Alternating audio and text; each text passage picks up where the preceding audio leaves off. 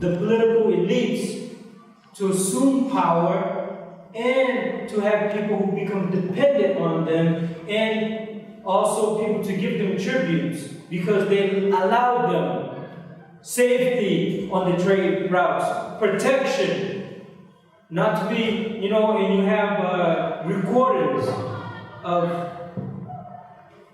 Muslim North Africans who say that even if their belongings were left in certain places, people wouldn't steal it because the ruler made sure in terms of controlling the population, especially the trade routes, so people could come and trade. So this is very important to keep in mind. And people tended to want to be part of this, especially the political elites, because you would have protection.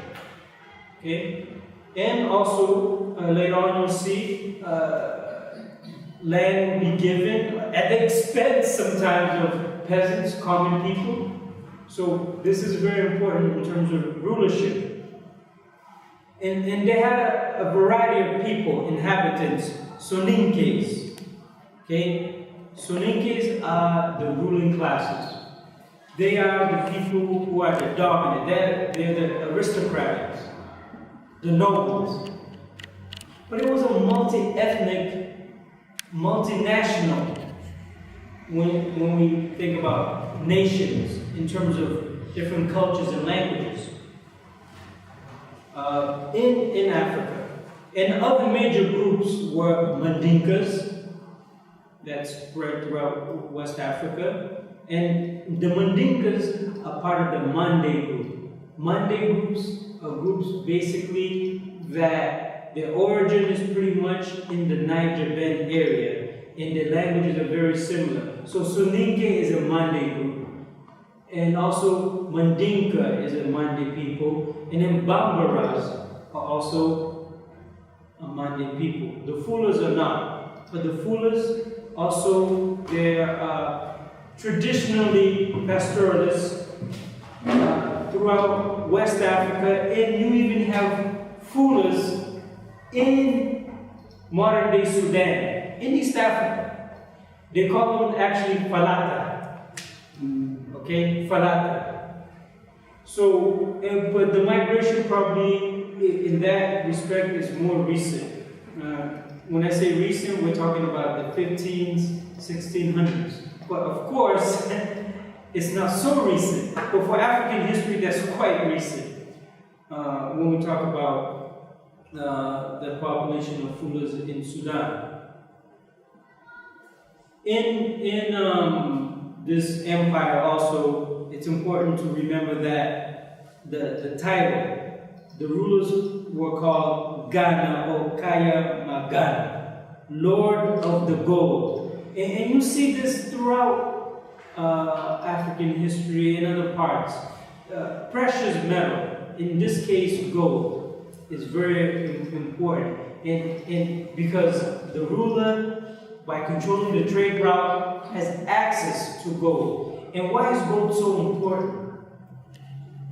Would anyone, given this time period, think why is gold so important?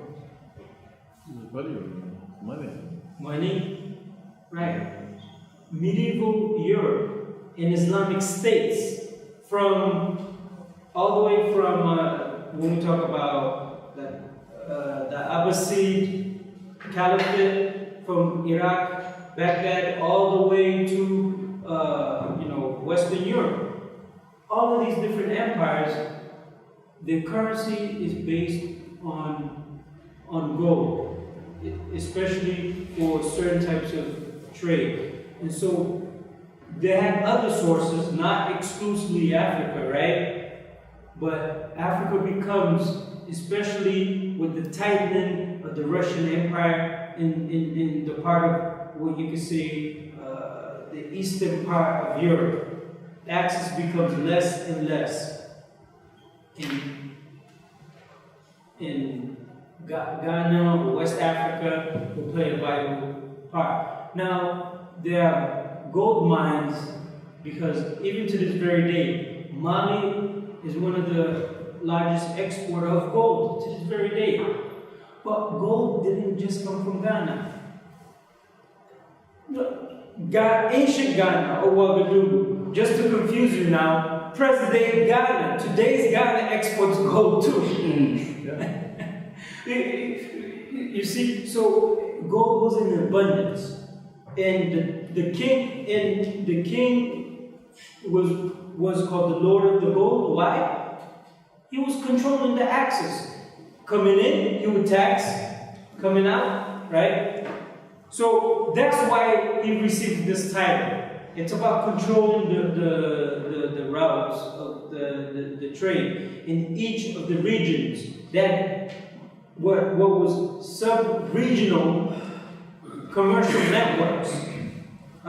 Just to give you an example, for example, you would have in the Upper Guinea coast, you have like the Seven all the way down to the group de Valanta. They had a trading network, and then from there, the Seven, you would connect to what the Wolof, and then from there the Fulas. So there was this elaborate trading network, coastal, interior, and then trans-Saharan, and they were all linked. This is another way to show you that Africa was never in this isolated.